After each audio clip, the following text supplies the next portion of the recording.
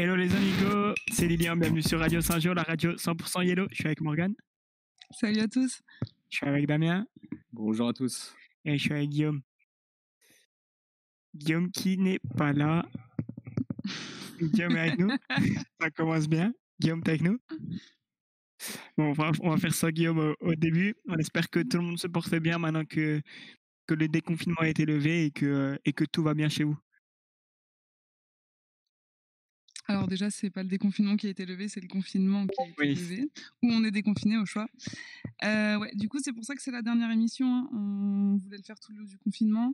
Et puis finalement, comme Franck a gentiment accepté de se joindre à nous pour une dernière édition, on en fait une exceptionnelle, mais ce sera la dernière. Donc c'était pas mal de galères, mais c'était bien drôle. Oui, on se retrouve là une dernière fois. J'espère sans bug, sans souci. En tout cas, le son est très bien. Donc pour l'instant, c'est parfait. Et puis, je vais laisser place à ce live. Effectivement, hein, on espère vraiment que rien ne va planter comme les autres fois, parce que aujourd'hui, on vous l'avait promis et on a un invité exceptionnel qui est avec nous ce soir. Et effectivement, Franck est avec nous ce soir. Bonsoir à tous. Saint-Jean Family, bonsoir. On espère que tu vas bien, Franck. Comment ça va chez toi? Comment ça va chez toi déjà? Ça va. Je suis confiné ici en Arizona, dans l'Arizona. Donc moi, j'étais à New York pendant les premières semaines du confinement. Le confinement, c'était un petit peu en retard par rapport en France. C'était un petit peu décalé de 2 semaines. Mais ça va. C'était un petit peu chaud à New York. Du coup, avec des amis, on a décidé de déménager dans l'Arizona. C'est où il y a de meilleures conditions. Donc, mais ça va, on est en bonne santé. Mes proches sont en bonne santé, donc ça va. Et j'espère que tout le monde va bien. Et t'es où exactement dans l'Arizona? Phoenix. À Phoenix. Ok. Et tu fais toujours du basket ou comment ça se passe un peu pour toi? Donc, on essaye un petit peu. On a un terrain en dehors de la maison. Aussi, il y a un coéquipier avec qui je joue en équipe de France, qui s'appelle Eli Okobo, qui habite à Phoenix, qui joue pour les Suns.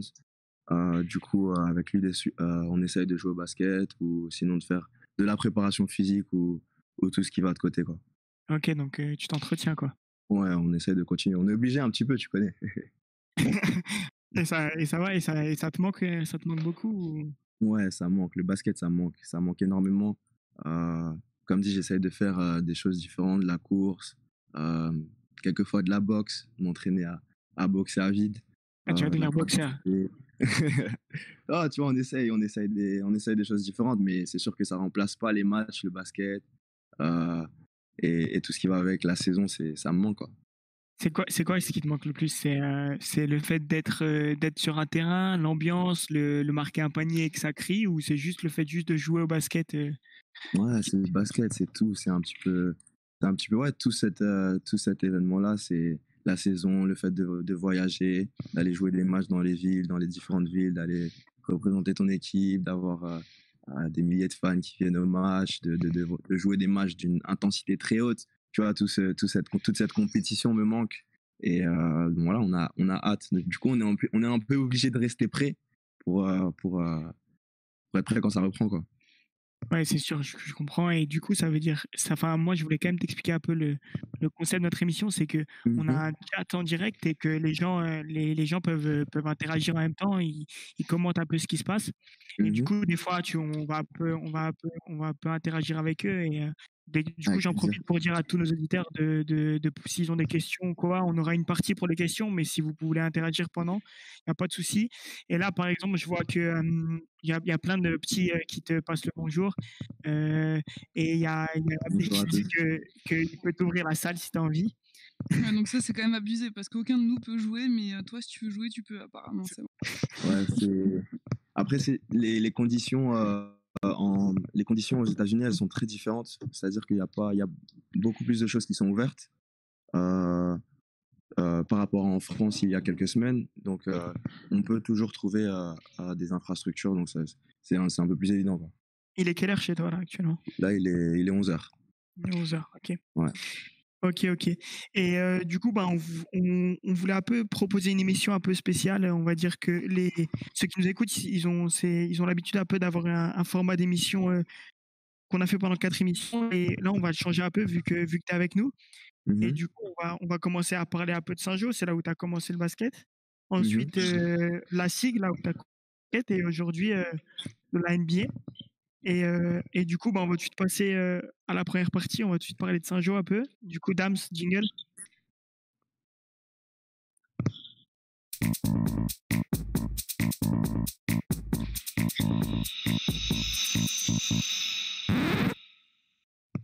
Ouais.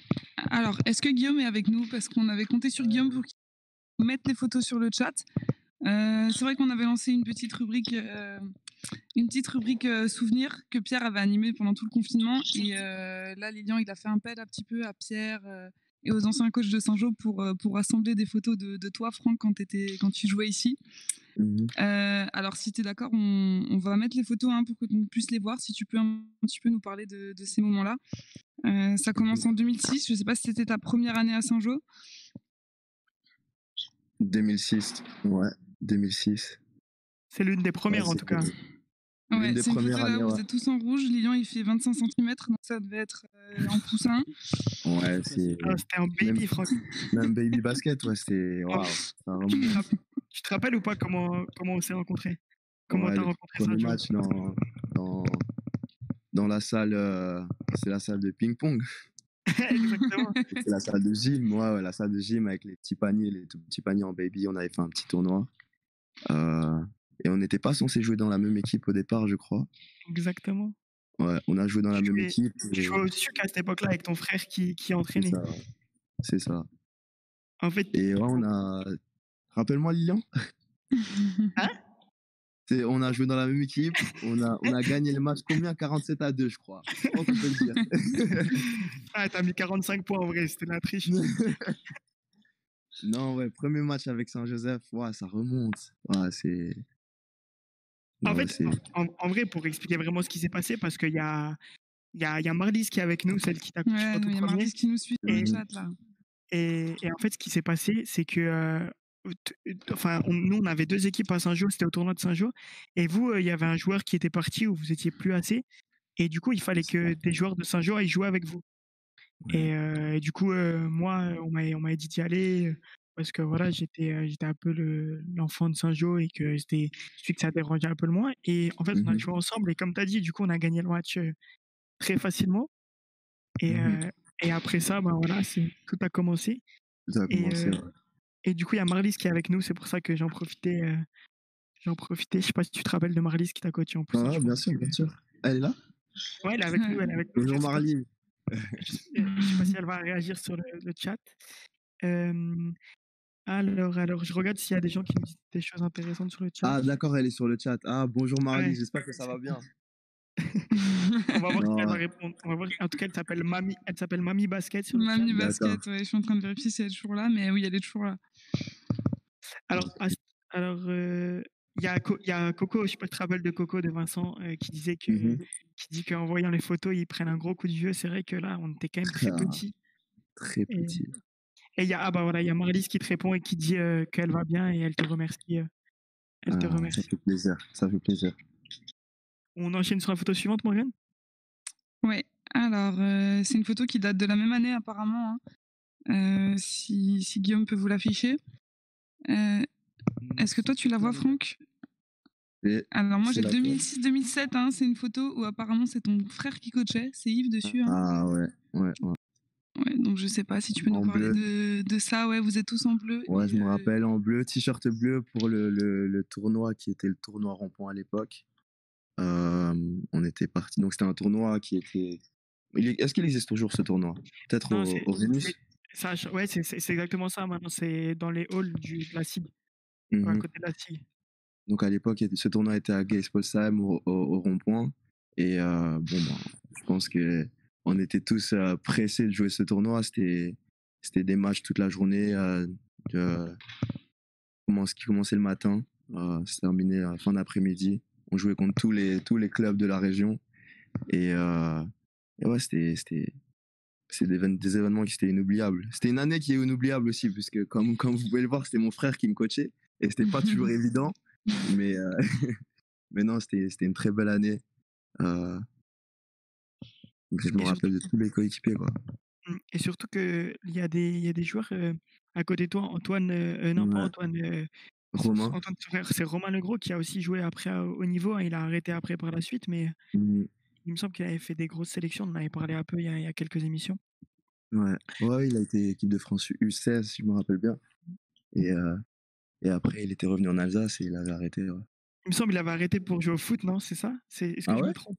Ouais, il me semble qu'il voulait jouer au foot avec ses potes, en fait, et D'accord. que du coup, il a tout arrêté. Je sais pas si je dis des bêtises, mais il me semble que c'est ça. Mhm. On passe à la photo suivante, Morgane? Ouais, donc ça c'est une photo qui date de l'année suivante, hein, je pense. Il y a toujours ton frère en tant que coach Mhm. et Adjoint, c'est adjoint. coach adjoint et là donc vous reconnaissez Lilian, ceux qui ont connu Théophile Schmitt, il est dessus aussi. Théophile. Mhm. Ouais, alors vous reconnaissez peut-être pas la salle de Saint-Jean parce que le sol a été refait depuis. Mais Mhm. là, vous êtes en poussin, c'est ça? C'est ça, Poussin première année. Ouais, c'est ça. Et C'est Poussin première année, donc là, c'est ouais, la première année où je dirais, ça commençait un petit peu plus sérieusement, je dirais. Parce qu'il y avait 3 équipes, je dirais, avec Saint-Joseph, Gaispolsheim et Électricité. Et si tu veux, donc il y avait dans notre équipe Lilian, Théo, Dylan, Charles, Brice, euh, moi, Axel le 6. Axel, Axel. ouais, Oh, il y a des Axel, Le joueurs quand même. le 11, ouais, le 11, je sais plus du tout qui c'était. Flo, je crois, Flo. Flo? Aucune idée.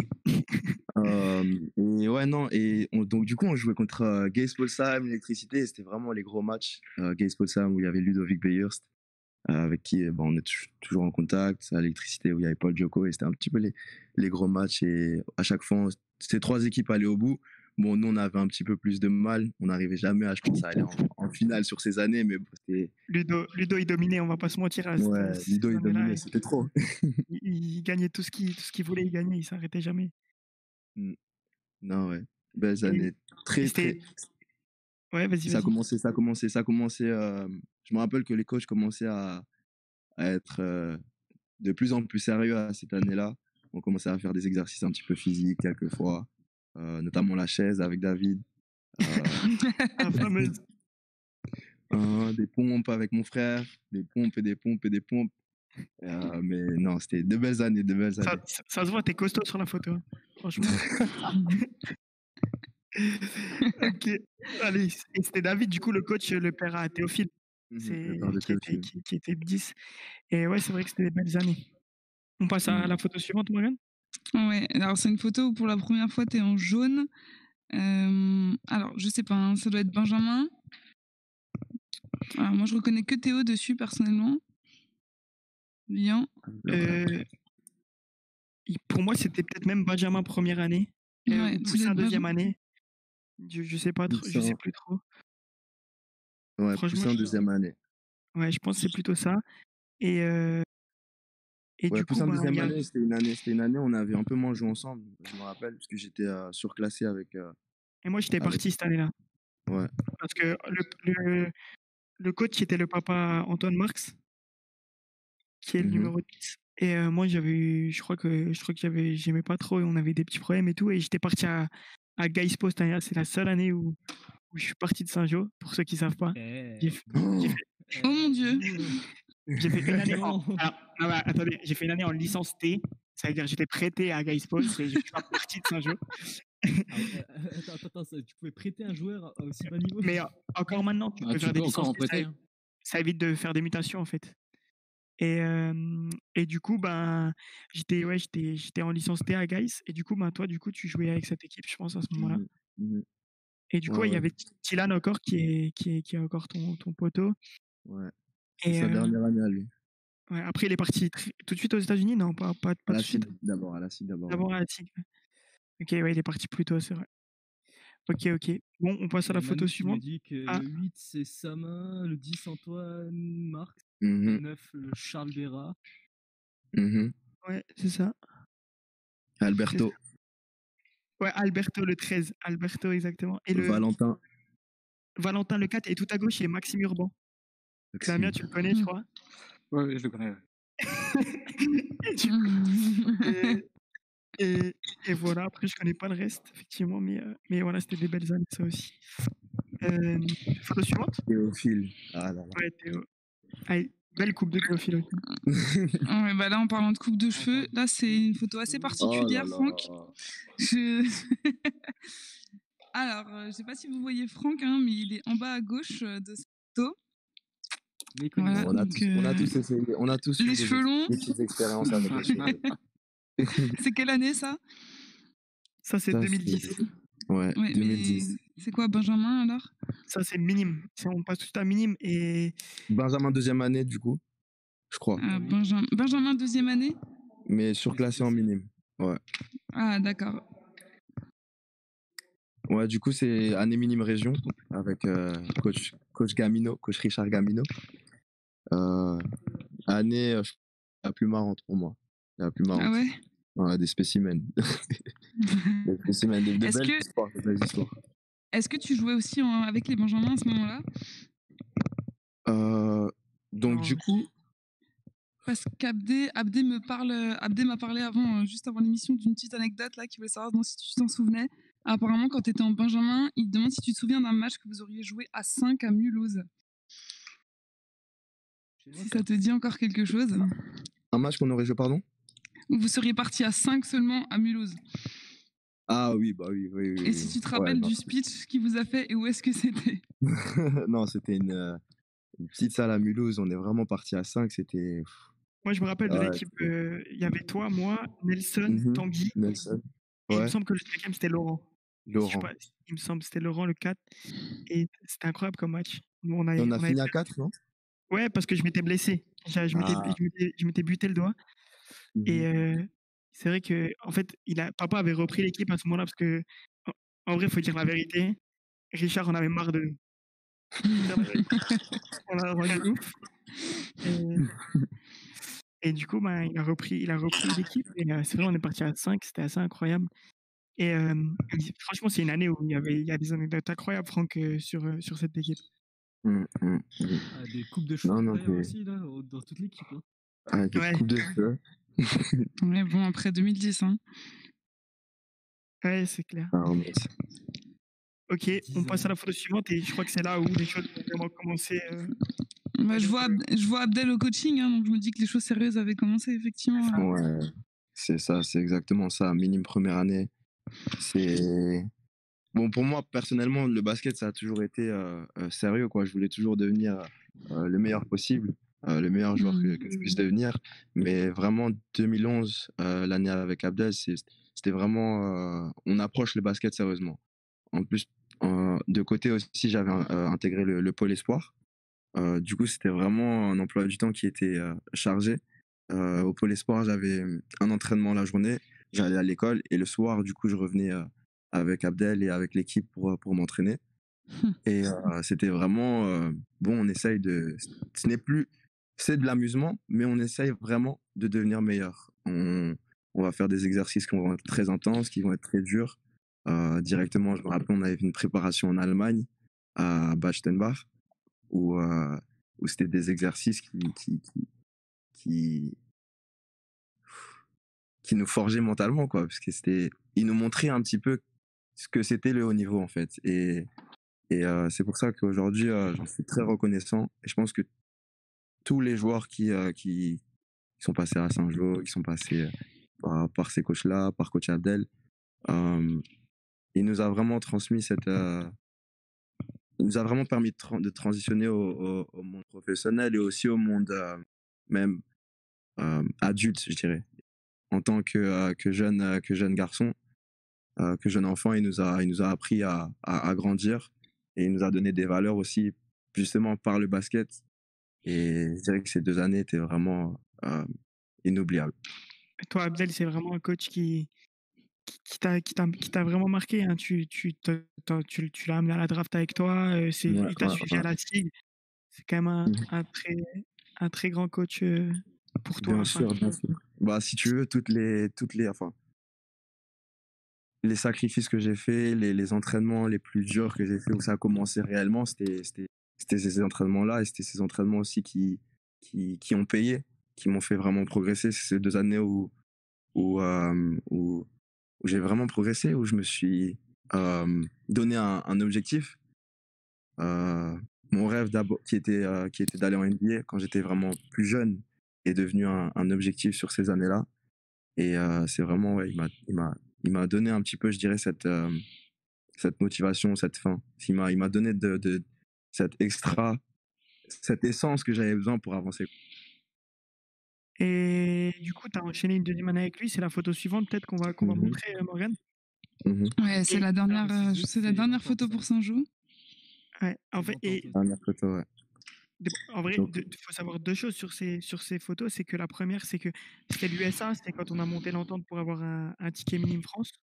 mhm. Et avec l'électricité qu'on en a déjà parlé. Et la deuxième chose, c'est, je sais plus ce que je voulais dire. Heu, je ne sais Alors moi, plus. je voudrais quand même savoir si, entre-temps, si les jeunes qui sont sur le chat reconnaissent le coach assistant tout à droite sur la photo. Incroyable.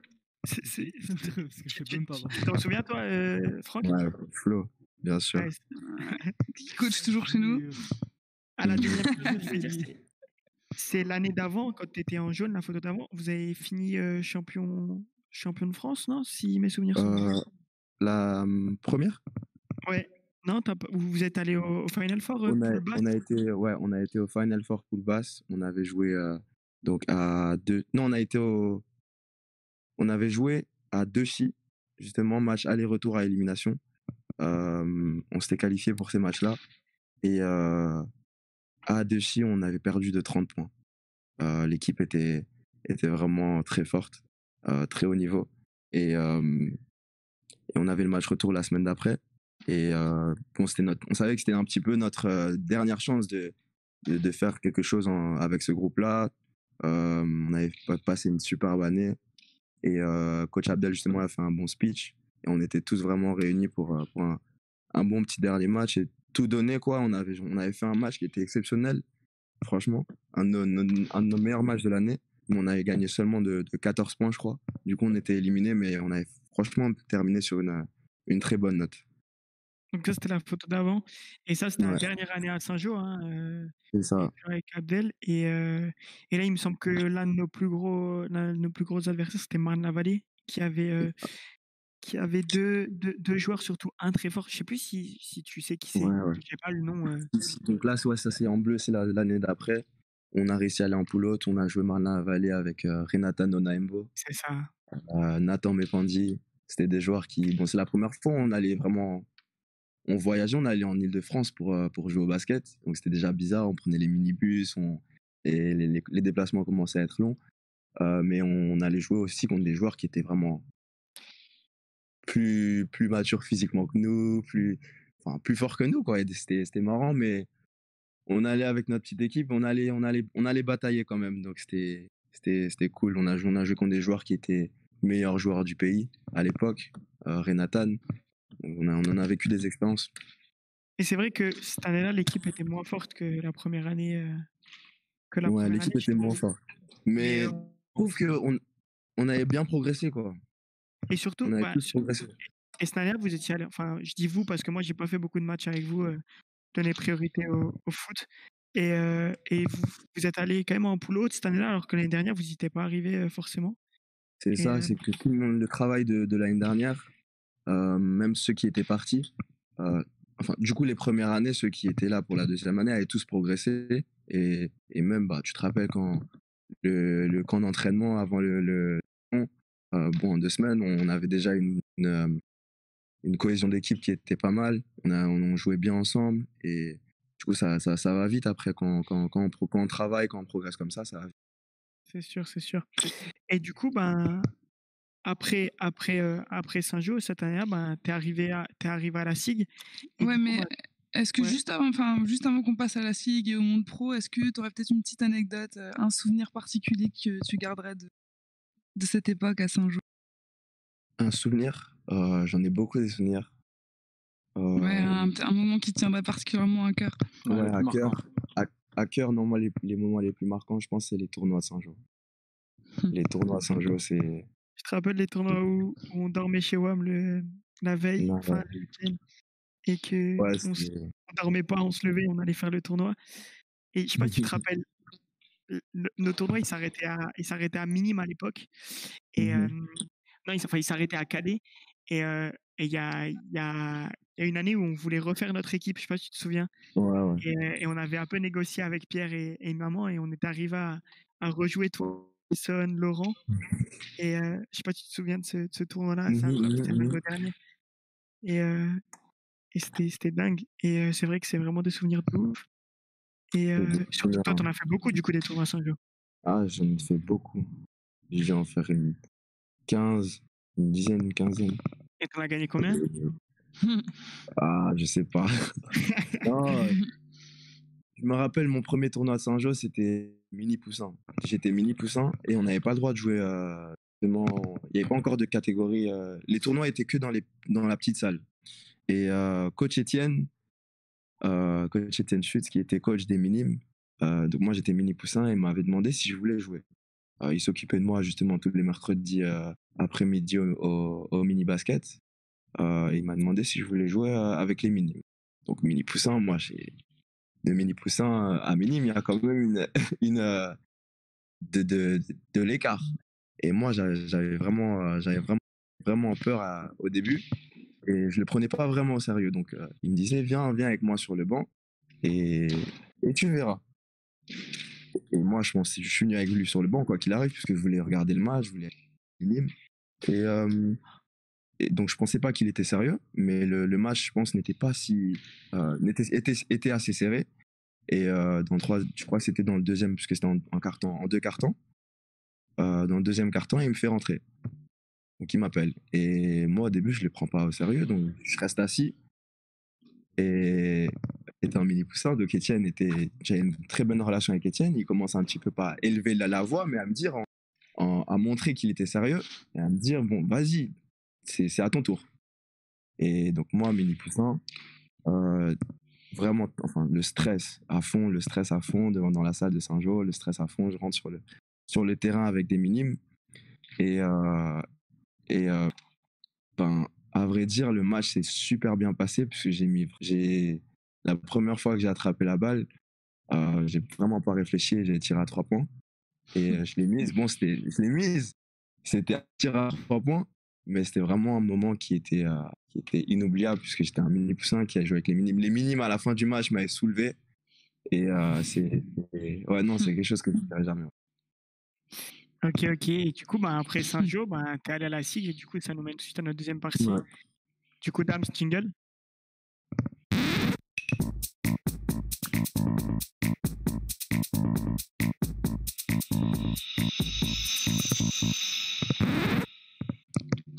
Ok, pour ceux qui viennent de nous rejoindre, s'il y en a qui viennent d'arriver, on vient de parler un peu de Franck, qui était de toutes les années de Franck à Saint-Jean. Et du coup, on va enchaîner avec la SIG. Ouais, donc ça c'était 2013-2014, hein, ta première saison pas à Saint-Jean. Donc tu peux nous parler un petit peu de ta transition entre un club comme celui de Saint-Jean et un club voué à former des pros comme la SIG? Donc ma transition, il faut savoir que moi en minime, justement ma dernière année minime, de côté j'étais dans la structure Pôle Espoir et que cette structure nous aide, je dirais, à intégrer les centres de formation. Et quand on est en minime, on envoie ce qui est un petit peu des lettres de motivation dans les centres de formation pour un petit peu se présenter et postuler à un poste. Et c'était un petit peu encore une entrée dans ce qui est un petit peu le monde un petit peu plus professionnel. C'était impressionnant. Je me rappelle, j'avais été rencontrer la SIG dans les bureaux avec le directeur du centre de formation, le coach espoir. Euh, j'étais assez impressionné. Et j'étais aussi impressionné, j'avais un petit peu peur parce que la différence entre minime et cadet, physiquement, elle est assez impressionnante. C'est-à-dire que cadet, les joueurs qui jouent sont un peu plus formés physiquement, ils sont beaucoup plus matures. Du coup, nous, quand on est minime première année et qu'on regarde des matchs de cadet, je sais pas ce que tu en penses, Lilian, mais moi, des fois, j'avais l'impression que ça allait être impossible de jouer avec les cadets.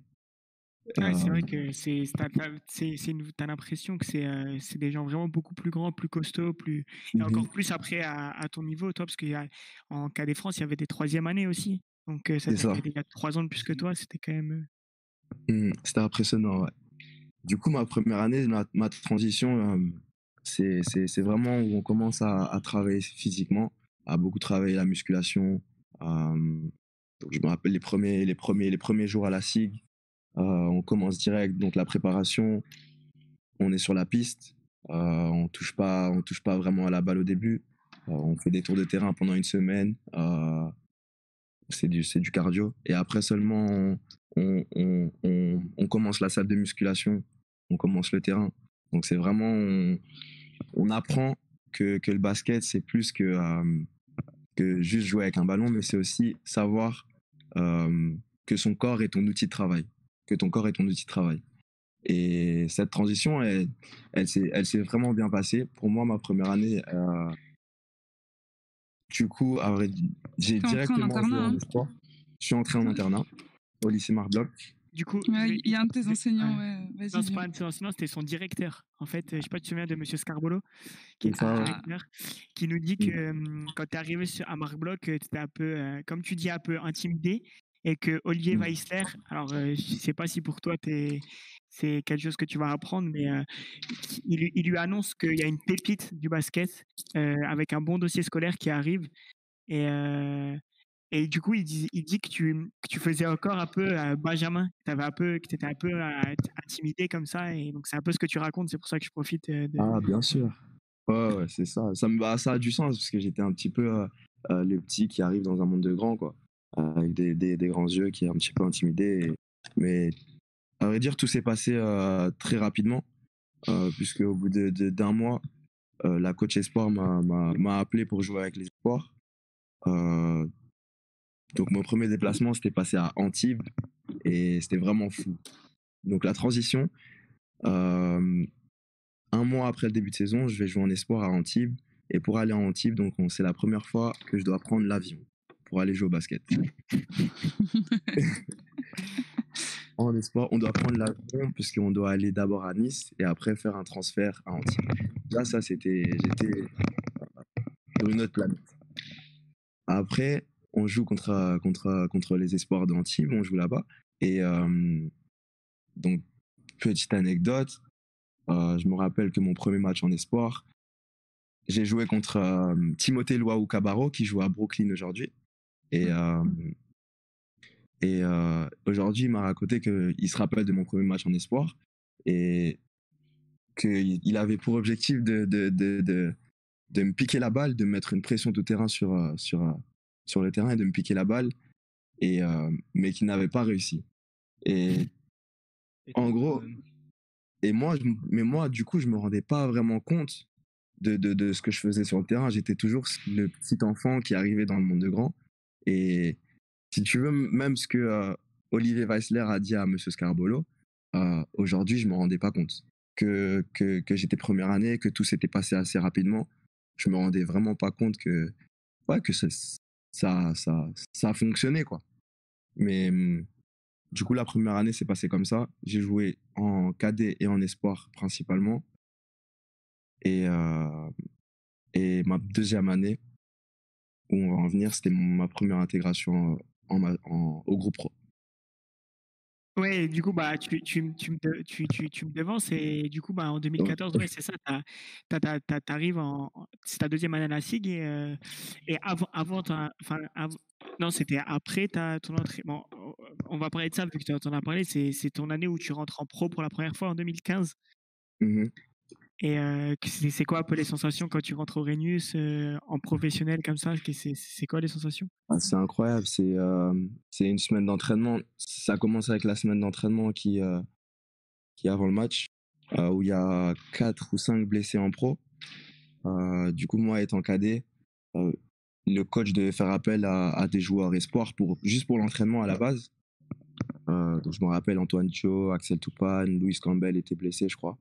Et du coup, il y avait un meneur. Non, Antoine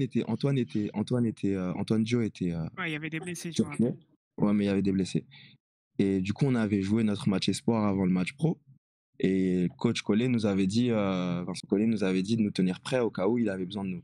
Il avait 6 ou 7 joueurs pro, mais il nous avait dit, tenez-vous prêts.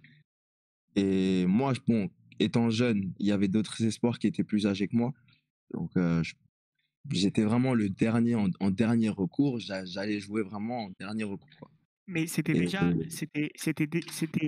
c'était déjà, comme tu l'as dit, c'était pas prévu que tu joues, mais il y avait possibilité parce que je me rappelle l'après-midi, l'après-midi, la veille du match, tu m'appelles et tu me dis, «Lilian, peut-être que» je sais pas si tu te rappelles, tu m'appelles, tu me dis: «Peut-être que je vais rentrer en pro pour la première fois». Enfin, ouais, je vais peut-être être sur la feuille de ouais. match et Mhm. effectivement, du coup, tu étais presque prêt, à Ouais, c'est ça, c'est ça. C'était pas vraiment sûr. C'était dernière minute, quoi. Et tu me rappelles, ouais, c'est vrai, je t'avais appelé. Et je pensais même pas au match espoir. C'est-à-dire que j'avais joué mon match espoir. Je sais même pas si j'ai joué mon match espoir ou pas. Je crois que je l'ai pas joué. Pour te dire, j'ai stressé, mais et c'était vraiment dernière minute. Les maillots, je me rappelle, ils avaient mis un bootstrap sur mon dos. Euh, je me rappelle cette image. écrit Nina avec le feutre. C'était, non, c'était marrant. Mais du coup, ouais, je crois que j'avais pas joué mon match espoir, qu'on était préservé justement au cas où.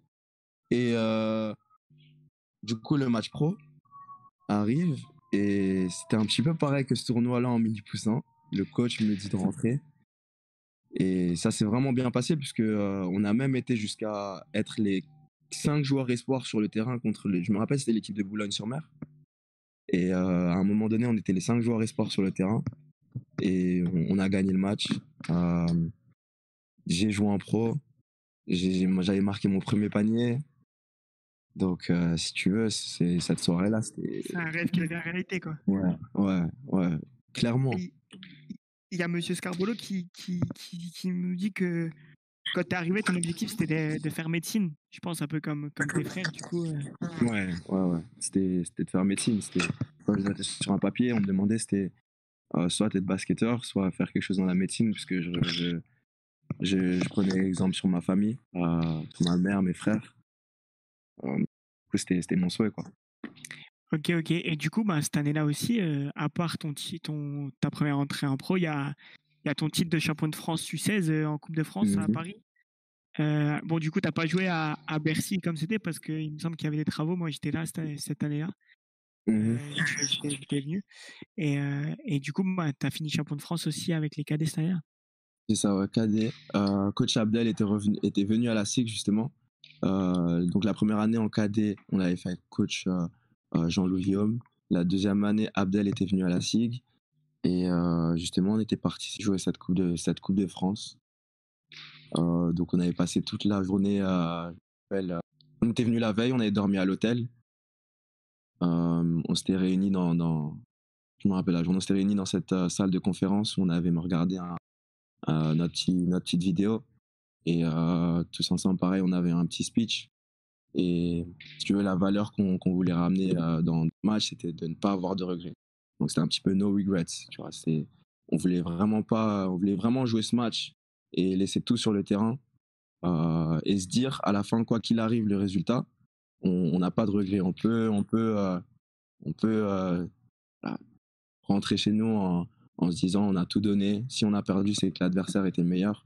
Et si on a gagné, tant mieux. Et c'est vrai, un très beau match. La mentalité de l'équipe était vraiment belle. Je me rappelle, on avait joué un très beau basket. Et c'était une belle fête. En plus, l'équipe pro jouait juste après nous. Leur finale de Coupe de France et avait gagné aussi. Donc c'était vraiment une belle fête. Et je sais pas, tu te rappelles ce match, tu te rappelles un peu qui était le facteur X de ce match ou pas? Bon, toi, tu finis MVP, tu fais une finale incroyable, voilà, tu fais un match énorme, mais tu te souviens un peu du facteur X, qui c'est qui met les gros tirs à la fin? Je sais pas C'est si tu te Louis, souviens? Non, je sais pas si tu te Antoine, souviens, c'est Hugo Gandorski qui était Hugo. alors qui jouait pas avec vous. Oui. Il jouait pas avec vous, il jouait pas avec vous toute l'année. Et Uh-huh. il a été pris, si mes souvenirs sont bons, il a été pris parce que du coup, il n'y avait pas de troisième année qui ont le droit de jouer. Et, C'est ça. et je sais pas si tu te souviens, et à la fin, du coup, la défense était hyper resserrée contre toi parce que je sais pas, tu te souviens de tes stats à ce match-là? Pas vraiment. Je crois, si mes souvenirs sont bons, t'avais mis pas loin de 30 points. Mhm. Et du coup, la défense était hyper. Et du coup, tu lâchais tes balles pour Hugo et il mettait des gros tirs à Ouais, 0 3 degré. points. Il a mis 2 tirs à 3 points à 0 degré. Exactement. Ouais. Exactement. Ouais, c'était des tirs importants. Hugo, en plus, il s'entraînait pas avec nous. Il s'entraînait que avec nous quand on préparait les matchs de Coupe de France, justement. Comme tu Mm. disais, c'était que les 2 premières années cadets qui pouvaient jouer la Coupe de France. Du coup, il s'entraînait que avec nous, je dirais une semaine par mois. Enfin, un jour dans la semaine par le mois. Et c'était fort parce qu'il a été prêt. Hein. Il a été prêt au bon moment. Et ça nous a ramené la coupe. Ça nous a ramené la coupe, ouais. C'est clair, c'est clair. Et du coup, après, tu as direct enchaîné l'année d'après avec ta vraie première année en pro, on va dire. C'est là où tu signes ton contrat. Et tout de suite, un premier trophée dès le début de saison. Vous gagnez le trophée des champions. Ouais, trophée des ton... champions. Premier trophée en pro. On avait joué à Villeurbanne contre l'équipe de Limoges. C'était première année où vraiment, je dirais, je jouais avec je commence à avoir un rôle dans une équipe où il y a des joueurs de réelle expérience, où coach Franck, Collet avait recruté. je te coupe juste.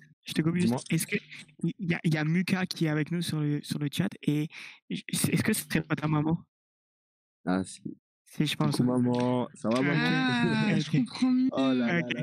Parce que, alors, je vais rien vous, beaucoup, hein. je vais rien vous cacher. Quand quelqu'un comme donc Muka a écrit un moment sur le chat comme quoi vous avez vécu des expériences et que si tu les disais pas, elle te balançait. Et quand elle a dit ça, Non, maman. Maman, on négocie. et quand elle a dit ça, j'ai envoyé un message à Guillaume qui gère le chat et je lui ai dit est-ce qu'on peut virer des gens du chat? Parce que j'avais peur que tu vois. Maman, Et là, on je me négocie, en fait, c'est ta maman sûrement. Elle a quand même dit que Saint-Jean, c'était ta deuxième maison. Ouais, c'est Effectivement. vrai. Ouais, c'est vrai, maman, elle se rappelle, c'était à chaque fois que je rentrais de l'école, je voulais aller jouer au basket. Du coup, elle me disait, tant que t'as pas fait tes devoirs, tu vas pas jouer au basket. Bon, je l'avoue maintenant, du coup, je faisais les devoirs quelquefois un petit peu bâclés, mais mais j'allais jouer au basket. Mais non, c'est important. Du coup, elle m'a vraiment transmis la valeur de, voilà, faut faire les choses, faut prioriser les choses et faut avoir le sens des priorités. Et du coup, elle m'a donné ces valeurs-là. Ça veut dire que sans quelques sacrifices, je ne pourrais pas avoir ce que je veux avoir dans la vie. Et voilà, c'est ma maman, quoi. En tout cas, désolé Jacqueline de vouloir d'avoir voulu te virer. Et il y a un truc qu'il faut que tu lâches parce que Monsieur Scarbolo dit qu'il arrête de dire des choses perso et il dit qu'il parlera pas de l'épisode du Yop à l'internat. Alors je sais pas ce que Oh c'est. là là. Mais après, En fait, c'est mon tribunal aujourd'hui. C'est mon tribunal. Ensuite, j'ai un appel tu sais, ma mère, elle va m'appeler, elle va me demander c'est quoi cette histoire de Yop. Mais maintenant, non. Non, ouais, c'était le Yop. C'était mon coéquipier Samuel TK. Alors, à l'internat, on était. En gros, si tu veux, on voulait gagner en muscles. On voulait gagner en muscles. Du coup, on lisait des trucs sur Internet, comme quoi les protéines allaient nous aider à gagner, si tu veux. Et du coup, vraiment, mais c'était vraiment, on était à fond. et on faisait de la muscu, on faisait de l'extra-muscu, mais sauf qu'on se disait, il nous faut nos protéines. Et qu'on lisait, c'était assez ridicule, mais bon, on savait pas, on savait pas vraiment. On disait, on allait acheter notre IOP et notre snack à chaque fois après l'entraînement, et on allait le manger à l'internat. Sauf que quelquefois, c'était un petit peu... Bon, ils aimaient pas trop voir ce IOP. Mais on voulait gagner physiquement, du coup, un petit peu en cachette, on continuait à boire ce yop et Monsieur Scarbolo nous a un petit peu engueulé, quoi. Oui, il dit qu'il est justement en train de dire qu'il prenait un malin plaisir à te passer des soufflantes pour t'impressionner. Ouais, c'est vrai, je le ramenais partout et j'avais du yop partout, c'était pas vraiment. Mais c'était bon, je voulais gagner physiquement, Monsieur Scarbolo, je suis désolé. Et du coup, je t'ai coupé, excuse-moi pour le trophée des champions, je te laisse continuer du coup. Ouais, pour le trophée des champions, du coup, on jouait contre l'équipe de Limoges et c'était la première année où, parce que j'avais joué avec des joueurs qui étaient en NBA à l'époque. Il y avait Rodrigue Bobois, Marc Collins. C'était vraiment une équipe qui était très, très, très talentueuse. Et ouais, le trophée des champions, premier trophée qui lance ma première année en pro, quoi. C'était bien. C'était vraiment très bien. Alors, on a une photo du trophée des champions. Guillaume, tu peux peut-être la mettre. C'est celle que tu as sur ton Instagram, hein, ton premier trophée. Je l'avais. Ok.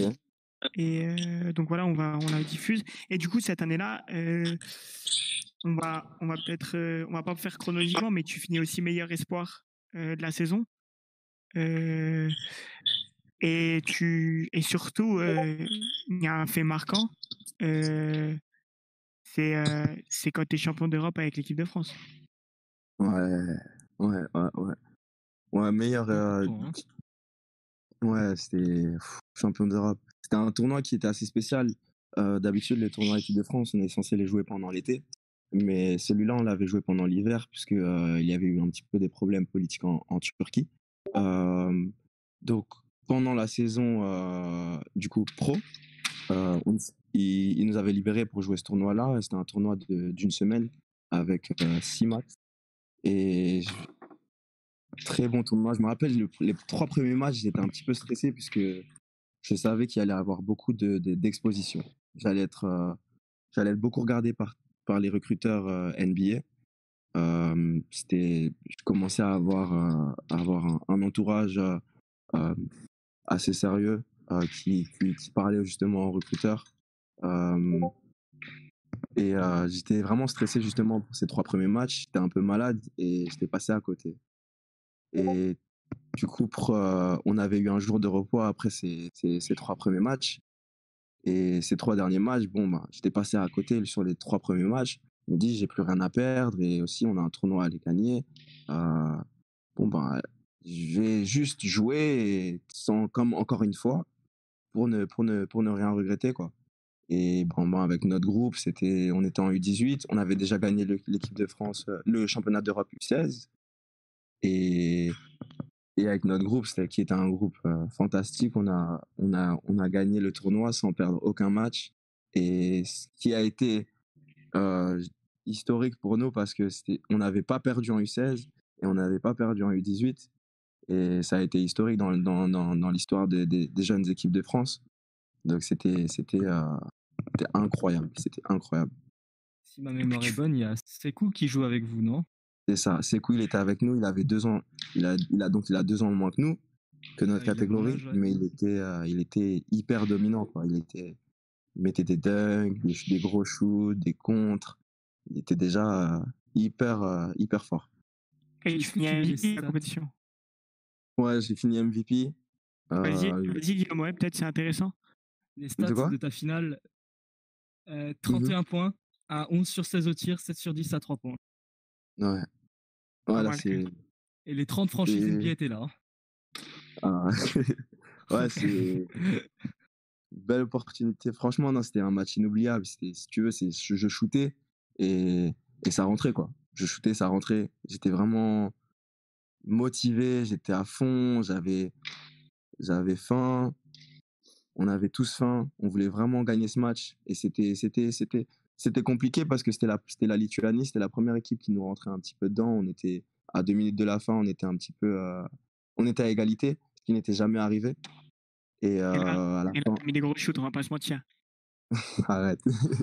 Ouais, si, j'ai mis des gros shoots. Et à la fin, on gagne le championnat, donc c'était magnifique. Est-ce que tu te Magnifique. souviens, il y a un de tes coéquipiers de l'époque encore qui est entre la NBA et la G-League actuellement. Est-ce que tu vois qui Pardon? c'est? Il y a un de tes coéquipiers de cette époque-là qui maintenant navigue entre la G-League et la NBA. Ouais, Adam. Ouais, Mokoka.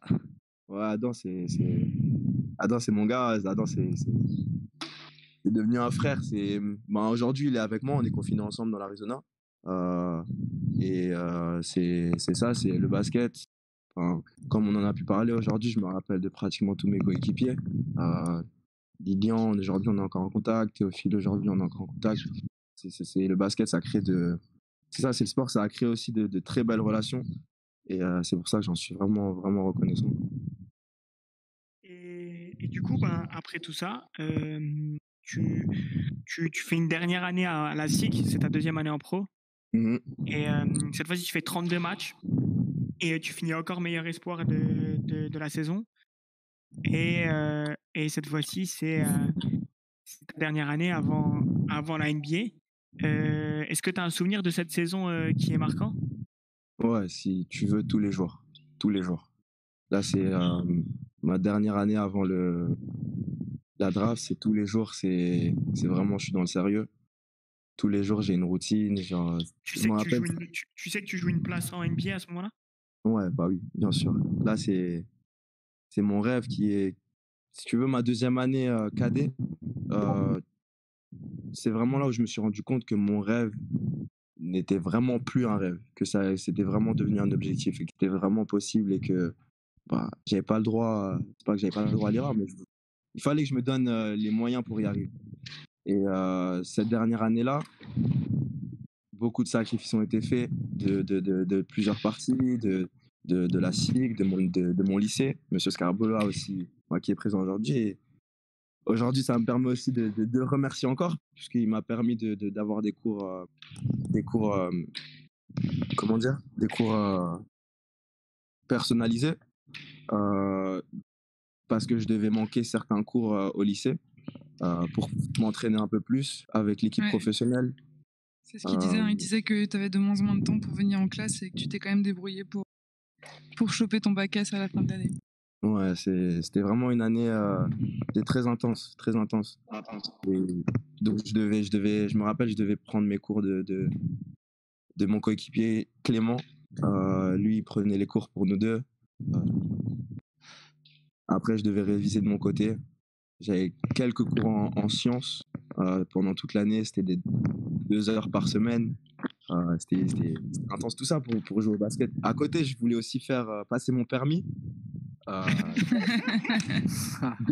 Désolé maman. Elle parle pas de ça aussi. Ouais, non, Ouais, parle c'est pas de le ça. permis. Désolé maman. Maman m'avait inscrit au permis. Au bout d'1 mois, j'ai arrêté d'y aller. Parce que c'était vraiment... Mais elle le comprend aujourd'hui parce que c'était vraiment intense. C'était vraiment intense. Avant les entraînements, si tu veux, j'allais avant les entraînements 1 heure ou une demi-heure avant l'entraînement sur le terrain pour m'entraîner tout seul ou bien avec le préparateur physique ou bien avec un coach. Non, Tu savais, en fait, tu savais que chaque match, ça pouvait te faire gagner, perdre des places à la draft et choisir là où tu allais enchaîner, quoi. C'est ça, c'est ça. Et c'est la passion. J'aimais tous ces moments-là. Donc, si tu veux, c'est vraiment, je suis rentré dans le vif du sujet là. Il y a ta maman qui parle de cours à 8h du matin le dimanche.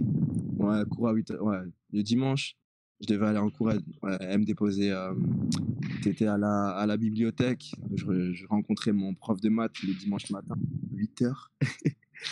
C'est vrai. Pendant 2 heures ou bien pendant 4 heures, faire des cours.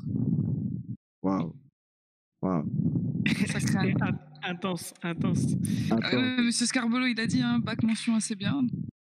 L'essentiel était assuré. Hein. Ouais. Je me rappelle, t'avais passé une épreuve dans mon lycée, je sais pas si tu te rappelles, l'épreuve de haut niveau. Ouais, tu l'avais passé chez moi, je me rappelle. Ok, bah du coup, ouais, c'est ça exactement. Et du coup, ben, après ces 4 années à la SIG, ben, il y a la draft qui arrive et du coup, ben, on va passer au moment où tu arrives en NBA. Tams, jingle. Parfait.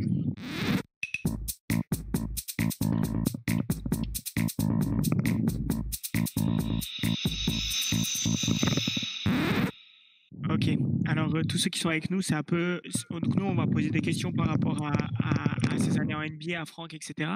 Si jamais vous avez des questions, commencez à les poser, on y reviendra après. Moi, je verrai avec Franck, je choisirai des questions avec Morgan et on les posera à Franck. Donc, si vous avez des questions, n'hésitez pas. Nous, on se demandait un peu comment ça a été pour toi la draft.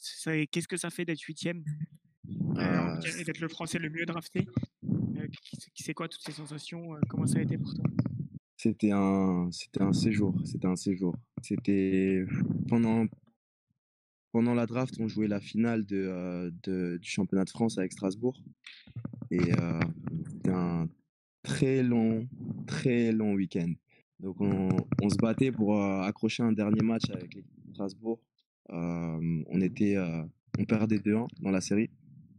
Donc on a le dernier match à jouer. Et en fait, si on gagne le match, donc si on perd le match, la série est terminée, on a perdu notre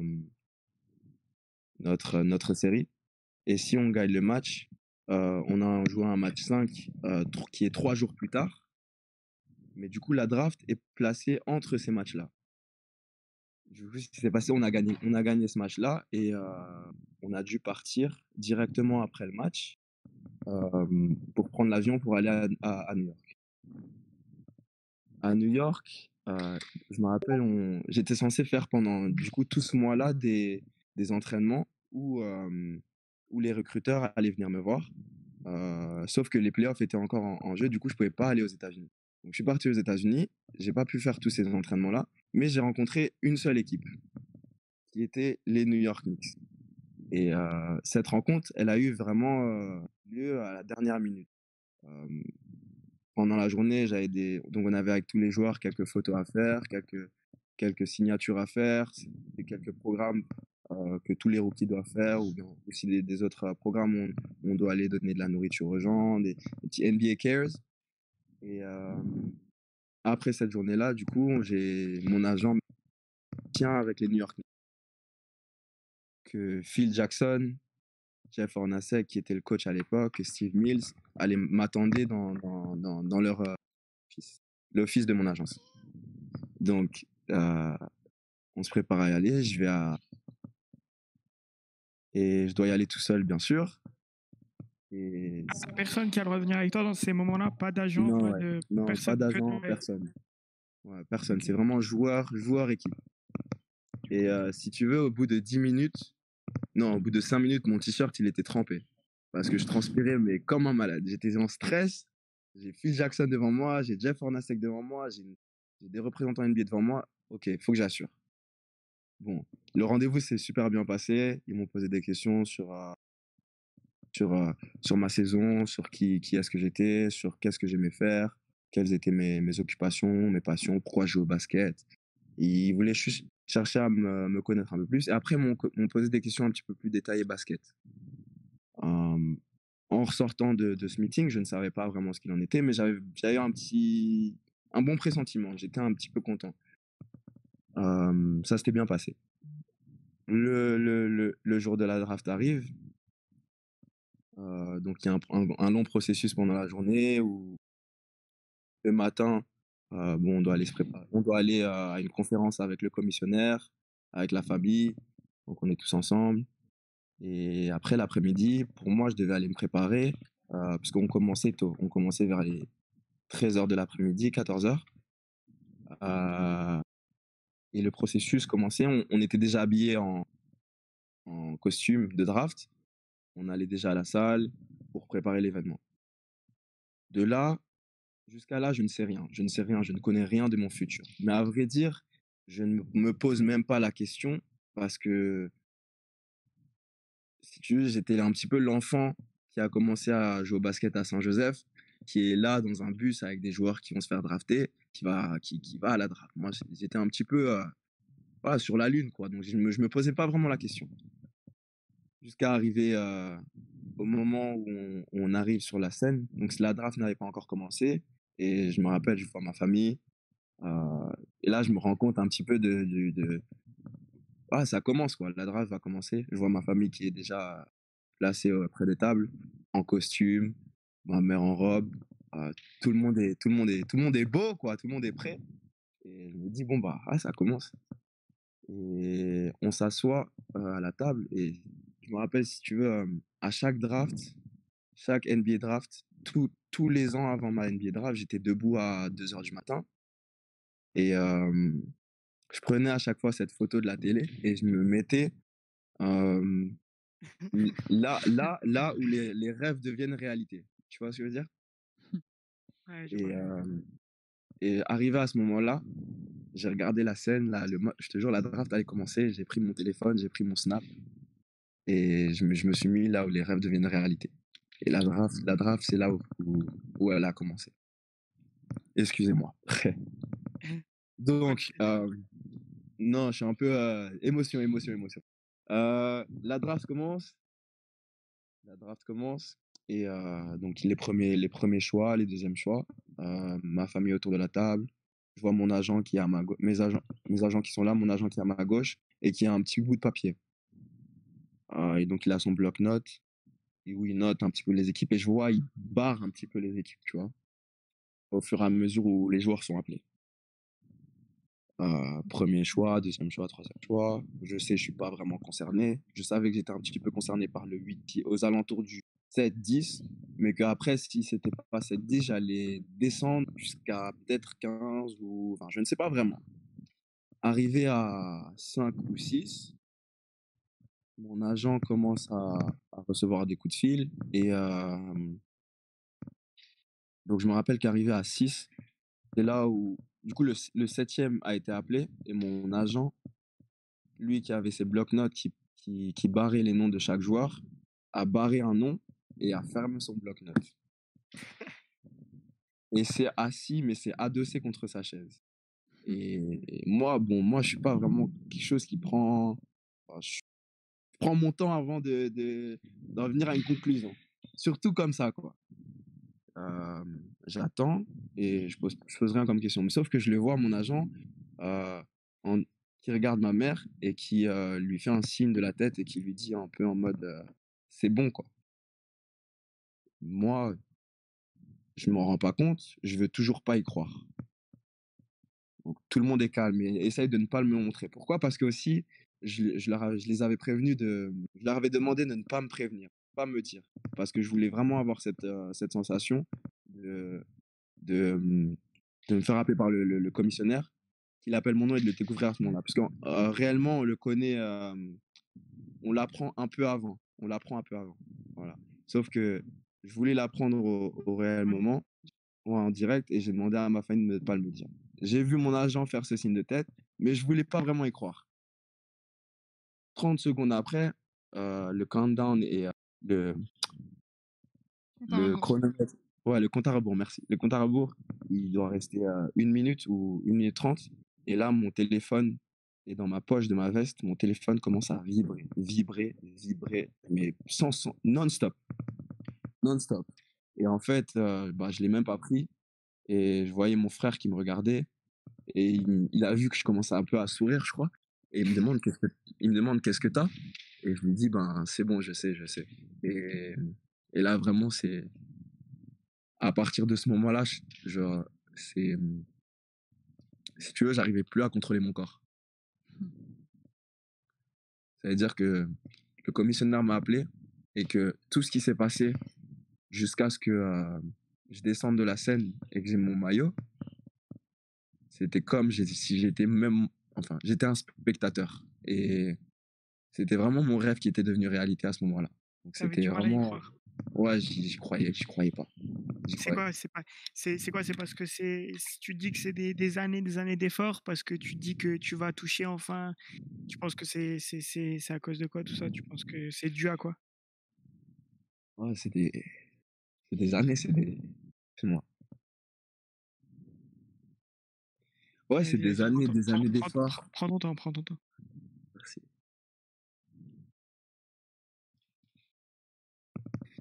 c'est ça, c'est des années d'efforts, des années de sacrifices fait par ma famille, fait par beaucoup de personnes qui m'ont aidé à réaliser mon rêve. Et ben, cette sensation, c'était un petit peu le fruit du travail qui a été fait par tout le monde. Ouais, c'est une consécration, c'est Ouais, ouais, ouais, vraiment. Et ouais, j'en suis vraiment reconnaissant. C'était l'un des plus beaux jours de ma vie, pour tu vois, sûr.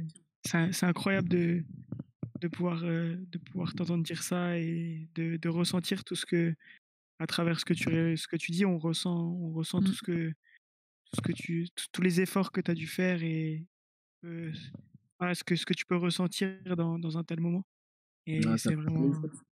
Ça fait plaisir et ça aurait été pas possible sans mon entourage, sans mon histoire. Parce que c'est qui je suis maintenant, c'est par où je suis passé. Et il y a beaucoup de personnes aujourd'hui qui sont dans ce live, qui m'entendent. Et je veux le dire vraiment, je suis vraiment reconnaissant pour tout ce que vous avez fait pour moi, pour tout ce que vous m'avez permis de faire. Et ouais, cette consécration, cette sensation aujourd'hui, enfin, que j'ai eue pendant la draft, c'était vraiment inoubliable, inoubliable. Et j'en suis vraiment reconnaissant. ouais, et en C'est le plus de ça, travail, tu as pu pas c'est ça, c'est le fruit d'un travail de tout le monde, mes coachs, ceux qui m'ont encadré, mes amis, qui m'ont boosté, même si tu veux, mes adversaires. C'est vraiment sans ce ouais, que j'ai fait. Ouais. Ouais. puis en plus, tu as pu partager ça avec ta famille, ton ami Louis, avec Abdel qui était ton coach Ouais. qui a permis je pense que voilà, t'as permis Ouais. t'as permis aussi à des gens de faire vivre ton moment à ta façon et ça se Mm. ressent vraiment. Enfin, c'est C'est vraiment ça. si cool qu'on puisse avoir ce ressenti-là comme ça entre nous. En tout cas, Ouais, ça fait plaisir. merci, merci encore Ouais. d'être là en tout cas. Il y a Coco qui nous dit que ça lui met les frissons. Je pense que tout le monde pense ça, quoi. Alors, Ah. Damien, on ne t'entend pas. Damien a voulu dire quelque chose, mais on n'entend plus. Ok, J'ai bon, compris, c'est incroyable. ok. Et du coup, bon, on va enchaîner un peu et on veut savoir un peu. N'hésitez pas à poser des questions, ceux qui sont avec nous dans le chat. J'ai été mute, autant pour moi. Ok. Je disais que c'était incroyable comme histoire et rempli d'émotions, et puis ça se sent quand tu en parles. Et c'est incroyable. Et puis, quelle histoire, surtout. Quelle histoire. Ouais, et puis Merci. dans le chat, ça dit que beaucoup de jeunes joueurs seront inspirés en fait dans les clubs par ce beau parcours. Donc bravo. Et ouais, c'est le Merci. rêve un peu de tous les enfants qui sont à Saint-Jean, c'est de devenir comme toi. Et je pense que tu le sais. Ouais, Et, et- si j'ai un message à transmettre, c'est que vraiment c'est possible et c'est pas que dans le basket, c'est dans la vie. Euh, enfin, tout rêve et tout rêve et rien n'est impossible dans la vie et on peut se donner les moyens d'arriver à faire beaucoup de choses. Donc, vraiment, si je dois donner un conseil à un jeune, c'est crois en toi, crois en toi, crois en ce que tu peux devenir. Quelqu'un l'a fait avant toi, c'est que toi aussi tu peux le faire. Mais voilà, sache que j'ai juste ça demandera beaucoup. Et aujourd'hui, on a parlé du confinement. Euh, donc c'est une très belle histoire qui m'a aussi donné beaucoup de motivation. Et ce conseil-là, je le prends pour cette sortie de confinement, ce déconfinement. Voilà, je suis vraiment, j'essaie vraiment d'être positif et de me dire, bon, ben, tout est possible après ça et j'ai encore envie de beaucoup plus et j'essaie de transmettre ce message à tout le monde que la situation va, va changer et que ce qui nous attend après n'est que plus beau, quoi, et que on peut arriver à faire beaucoup de choses. Il faut juste en donner les moyens et être motivé chaque jour à le faire. Et voilà, aujourd'hui, c'est ce qui m'a permis de le faire. C'est ce que ma famille, mes amis, mon entourage m'a donné comme valeur. Et j'encourage et je motive vraiment tout le monde à avoir une aventure et à joindre l'aventure, à se donner les moyens de faire beaucoup de choses dans la vie, quoi. Bah, d'ailleurs, il y a un jeune joueur du club qui te pose une question. Du coup, je vais la poser un peu dit, j'ai mieux formulé. Est-ce que est-ce que quand tu t'es arrivé en NBA, dans ta tête, tu avais un club dans lequel tu aurais aimé signer un peu une franchise préférée, quoi, comme n'importe quel joueur de basket? Ou est-ce que toi, c'était les Knicks que tu aimais? Est-ce que tu Moi, avais quelque chose en tête? j'aimais beaucoup les Knicks, euh, par rapport justement, déjà par rapport à l'entretien. Mais sinon, c'était plus, tu sais, les équipes qui étaient jeunes, qui avaient beaucoup de potentiel, qui, qui se projetaient vers le futur sur de long terme, quoi. Je me rappelle, il y avait Philadelphie, il y avait Phoenix, euh, il y avait des très beaux projets. Mais après, pour être honnête, c'est un petit détail, mais arrivé à ce jour-là, franchement, ça avait peu d'importance là où j'allais. Le plus important pour moi, c'était d'être drafté, quoi. Ouais, c'est sûr que quand tu arrives quand tu touches ton rêve du bout des doigts, tu te dis, bah, tant qu'il se réalise et que t'as une franchise, enfin, rien que d'être dans une franchise, à mon avis, ça doit être quelque chose d'incroyable. Donc, C'est ça, ouais. ouais. Il y a ta maman qui dit que à tous les parents, les enfants qui doutent, qui luttent, qu'il faut faire du mieux qu'on peut et surtout faites en sorte de ne pas avoir de regrets.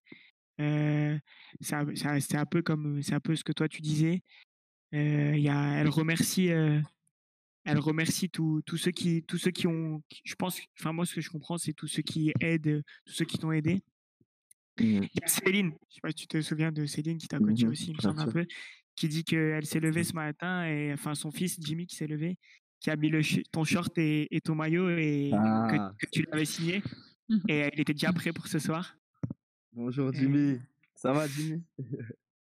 Non, bonjour. euh, J'espère que tout le monde va bien, hein. Bah, et on va voir s'ils vont répondre. Il y a Mehdi qui demande, tiens, c'est une bonne question. On voulait en parler en On plus, ouais. voulait en parler, donc on profite pour rebondir. Est-ce que tu peux nous parler de ta petite altercation avec LeBron?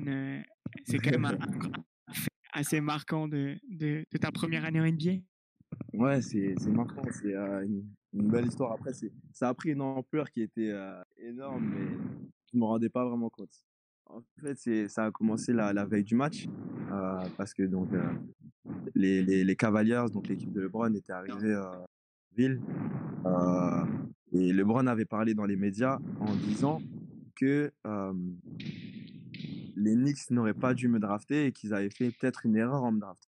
Enfin, pas en disant ça, mais voilà, il y a eu une petite polémique. Et Joachim Noah, qui était mon coéquipier, bon, c'était un gars qui est un très, très, très gros compétiteur. Et lui a vu ça dans le journal et dans les infos. Et m'a appelé et m'a dit, bon, ben, t'es un compétiteur. Aujourd'hui, t'as la chance de jouer contre LeBron James demain. Et LeBron James, moi, à l'époque, c'est toujours c'était mon joueur préféré. C'était le joueur avec qui j'avais commencé à regarder basket. Joachim me dit, t'as la chance de jouer contre le joueur que tu as regardé demain. Si tu as l'opportunité, il faut que tu te fasses respecter parce que ce qu'il a fait, c'était pas cool, quoi. C'est pas que c'était pas cool, mais il faut se faire respecter quand on joue au basket, quand on est contre des compétiteurs, on essaye de gagner. Et il faut que je montre à LeBron James, si tu veux, en gros, que Frank Ntilikina qui vient d'arriver en NBA, bon, LeBron James, même si tu es LeBron James, il faut que je me fasse respecter. Et donc lui avait dit ça dans les médias la veille. Et le match arrive. Donc moi, j'ai pas vraiment pris ça au sérieux. Et moi, je suis juste un petit peu concentré sur le basket. Mais était arrivée une action où LeBron marque un dunk. Et après, il fait un petit peu, bon, une petite célébration en montrant qu'il est plus costaud que tout le monde. Bref. Euh, C'est faux, ça en plus. du coup, j'essaye de remettre la balle en jeu. Et il est sur mon chemin, quoi. Il est sur mon chemin, mais LeBron James est sur mon chemin, mais reste sur mon chemin. Il ne fait pas en sorte de me laisser aller. Donc, en repensant un petit peu à ce qui s'était passé au contexte, et je vois LeBron James, et je me dis, bon, bah, c'est l'action. Déjà, faut que j'aille remettre la balle en jeu, sinon le coach, il va me sortir. Et voilà, LeBron James, il faut que je montre qui je suis. Que je suis pas un petit enfant qui arrive et à qui on va manquer de respect, en gros. Et, du coup, c'est passé ce qui s'est passé, mais ça venait vraiment pas de moi, je n'aime pas LeBron James. Ça vient vraiment de l'esprit basket. de l'esprit compétiteur. En mode, voilà, je suis Franck Ntilikina, je viens de Strasbourg, euh, il faut que je me fasse ma petite place quand même, quoi. Donc, désolé LeBron James, c'est mon joueur préféré, mais je suis obligé. Et du coup, avoir fait ça, ça a ramené, ça t'a ramené ce que tu souhaitais, un peu de respect des grands joueurs, ou même de New York, ça t'a ramené ce que tu souhaitais d'avoir fait un tel geste quand même, parce que c'est quand même quelque chose de fort. Ah, beaucoup plus que ce que j'ai pensé. Et c'est le message que voulait m'envoyer Ginoa. Parce que après, euh, en NBA, j'étais connu euh, pour être moi, mais, j'étais aussi connu pour être le joueur qui a poussé LeBron James. Ça veut dire que des personnes me voyaient dans la rue et m'appelaient Oh, Frank, c'est le gars qui a poussé LeBron James, au lieu de quoi que ce soit, d'autre. Donc c'était marrant, c'était marrant. J'avais un petit peu cette étiquette, quoi. Mais c'était marrant. Mais ils ont apprécié, puisque New York, les fans à New York sont vraiment des fans qui sont derrière leur équipe et aiment justement cet état d'esprit compétiteur. Du coup, j'avais un petit peu. Ils avaient vraiment apprécié de voir en moi cet état d'esprit-là, quoi. Ok, ok. Question. Ouais, vas-y, Guillaume. Est-ce que on voit pas sur la photo, mais juste après, t'as Kenter qui vient blablater. Ouais, Est-ce que ce serait pas ça qui a fait la polémique, tout simplement? En si, soi, si, bien sûr. tu le fais, voilà, on passe à la suite, mais parce qu'après, les arbitres ont arrêté le jeu et voilà, tu vois. Non, parce que, après, pour compléter l'anecdote aussi, les coéquipiers, ils savaient aussi que s'il allait se passer quelque chose avec LeBron James, ils allaient intervenir.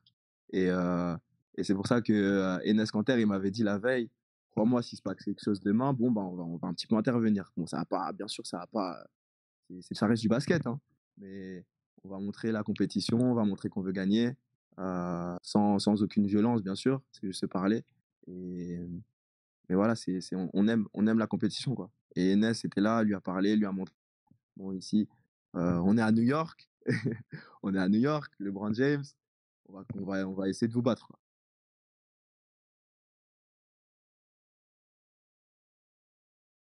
Morgane, vas-y. Ah ouais. Je sais pas ce que. Pardon pour ce blanc, il y a Pardon, Morgane qui voulait enchaîner. non, non, mais Waouh. pardon, je lis vos questions en même temps sur le chat. Et il y a le presse qui parle, donc je pense que c'est Pierre Meyer, hein, le président de Saint-Jean, qui demande si tu as le temps ou l'envie de suivre un peu le basket en France, à la SIG ou même encore à Saint-Jean. Ah, bonjour Pierre. Oui, bien sûr. Moi, je suis un petit peu via le basket à Strasbourg via mes frères, à la SIG et aussi en Pro A. Bien sûr, je suis toujours un foot basket. Du coup, j'aime bien regarder les résultats, j'aime bien regarder ce qui se passe. Et un petit peu partout, déjà en NBA et aussi en France, en Europe, quoi. Donc j'essaye de regarder partout, quoi. Ok, ok. Et t'as Phil. Alors Phil, je pense que c'est Philippe Chatin qui est le monsieur qui nous a permis d'avoir une camionnette avec notamment ta tête dessus, Franck. Je te l'avais envoyé. Ah oui. Tu sais, il y a ta tête sur l'avant de la camionnette. Donc c'est lui qui a permis ça avec un designer, etc. Merci Qui, dem- beaucoup. qui demande. Bah, c'était nous qui te remercions d'avoir accepté de mettre ta tête sur la camionnette. C'est quand même super stylé. Et, Ah, euh, comme Et du coup, il demande pour toi, qu'est-ce qui a été le plus difficile pour t'adapter de la France à la NBA et quelles sont les différences majeures entre la NBA et le basket français? Reste pas au dans les point de vue standards. basket. Pas dans les standards, s'il te plaît, pas à la vitesse du jeu. Dans le Ouais, genre. ok, ok. Allez, Non, ouais, mais Question. c'est un petit peu, je dirais le standard, mais c'est ça, c'est que les joueurs sont vraiment, c'est les meilleurs joueurs du monde. C'est les meilleurs joueurs au monde, c'est les joueurs les plus costauds au monde, les plus rapides, les plus athlétiques. Ça veut dire que le jeu, il va beaucoup plus vite et que jouer contre des joueurs, c'est pas vraiment pour manquer de joueurs, de respect aux joueurs en France. Mais quand j'arrive et que je dois tenir un contre un contre LeBron James, ben c'est dur, ça va plus vite. Et au début, ben, je comprenais, enfin, c'est pas que je comprenais rien, mais ça allait vraiment plus vite.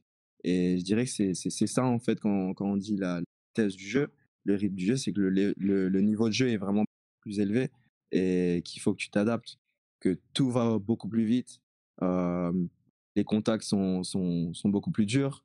Les ballons, tu dois aller les chercher plus haut. Les passes, tu peux pas faire de mauvaises passes.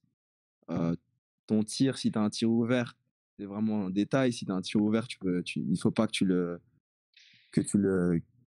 le refuses, parce que tu n'es pas sûr d'avoir un autre tir ouvert pendant la possession. Et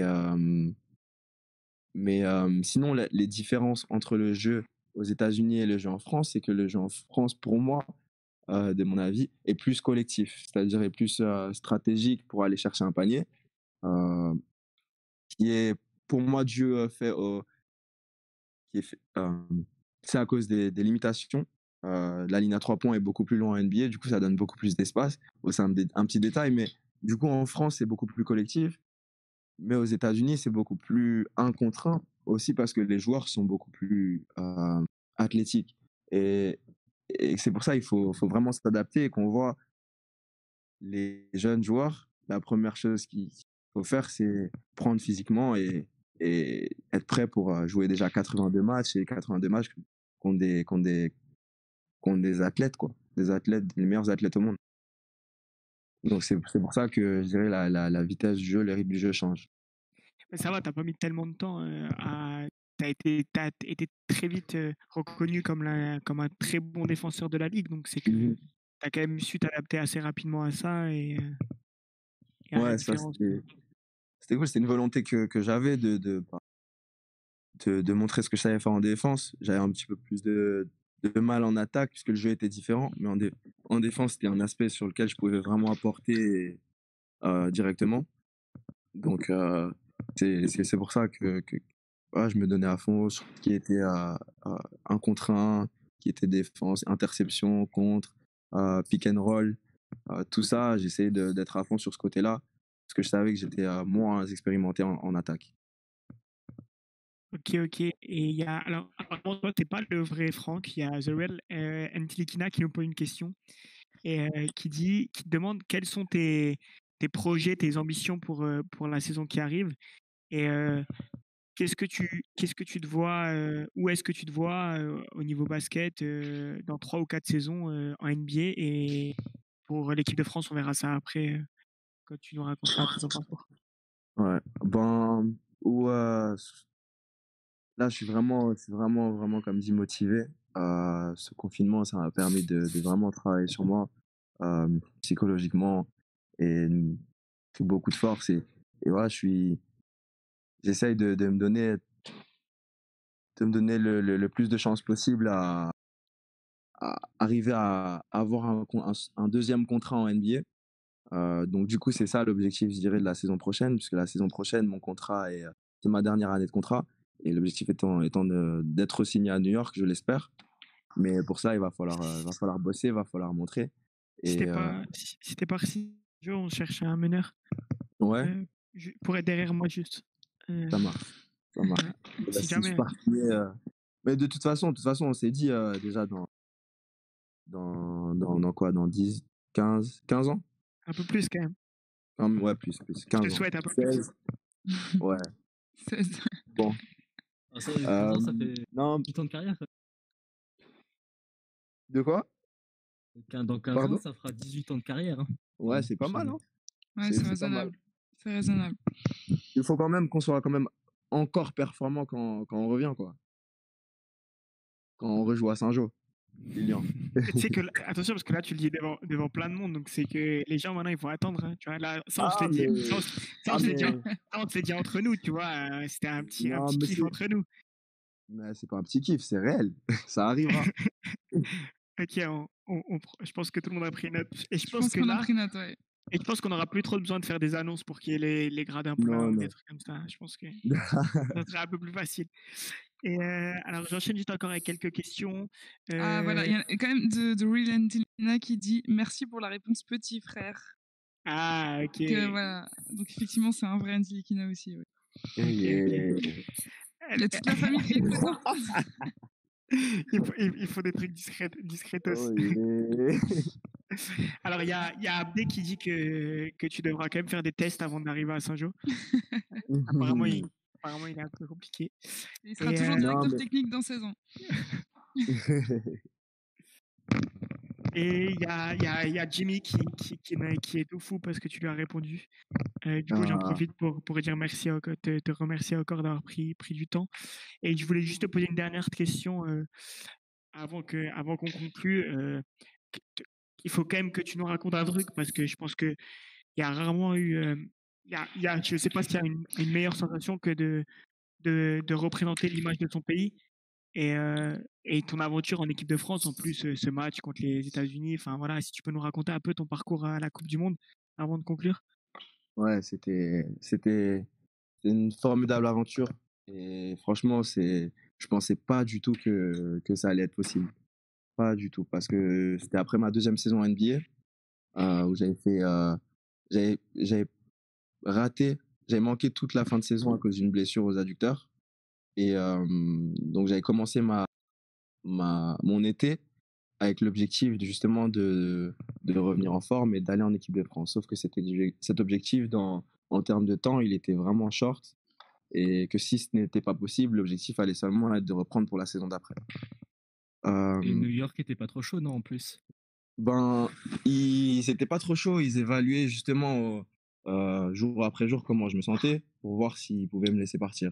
Mais il y avait un suivi qui était fait carrément où il y a un kiné qui venait avec l'équipe de France sur notre préparation pour m'aider à rester en forme, pour m'aider à faire mes petits exercices et tout ce qui est de côté, quoi. Mais sur cette préparation, justement, avant d'aller en équipe de France, j'étais à Dallas, où j'étais resté à Dallas, où je m'entraînais du coup pratiquement tous les jours de la semaine pour me remettre en forme, retravailler sur ses adducteurs, retravailler sur mon corps, essayer de reprendre ses sensations basket.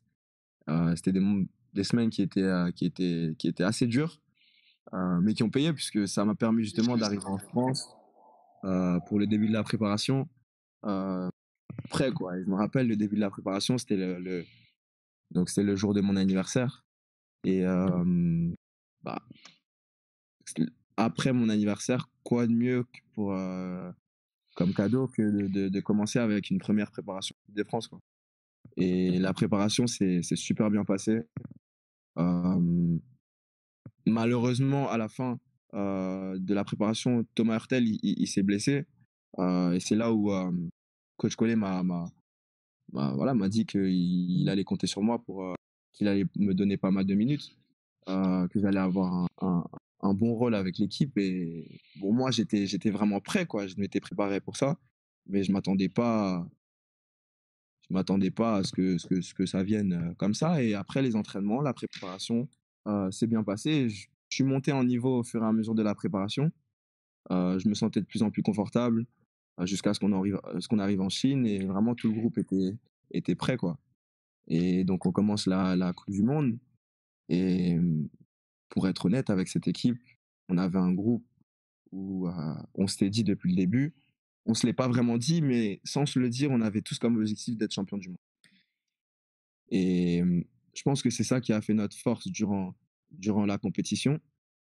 On était tous soudés et on savait que c'était possible aujourd'hui de battre les États-Unis.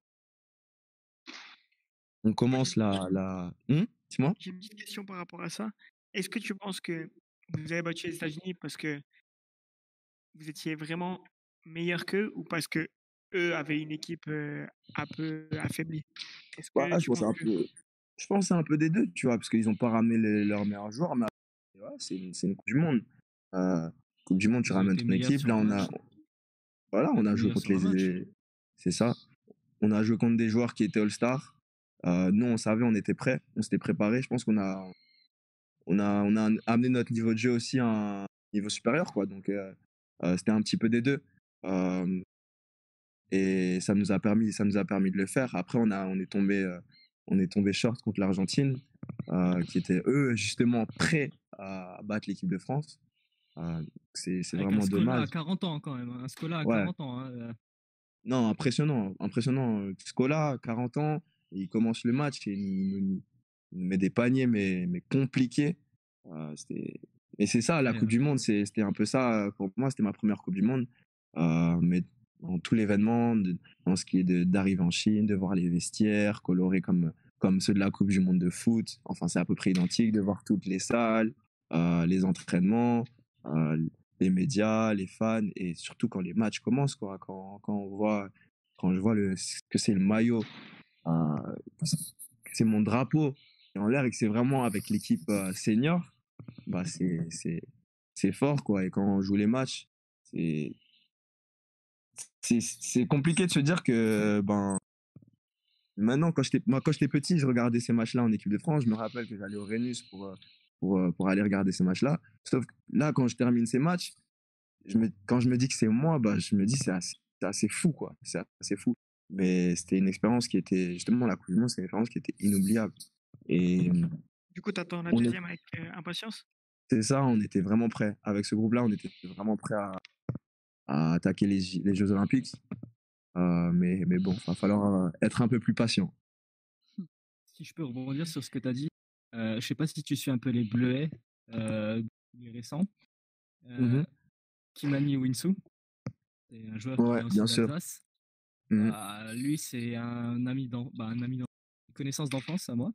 Mhm. Et quand il revient, il participait à un championnat apportant le drapeau français sur soi, c'est ouf, quoi. Ouais, Et que ça soit en senior ou en jeune, il était émerveillé quand il est revenu jouer sur les terrains chez nous. C'est ouf. ah, c'est ça, si tu veux, c'est représenter son pays.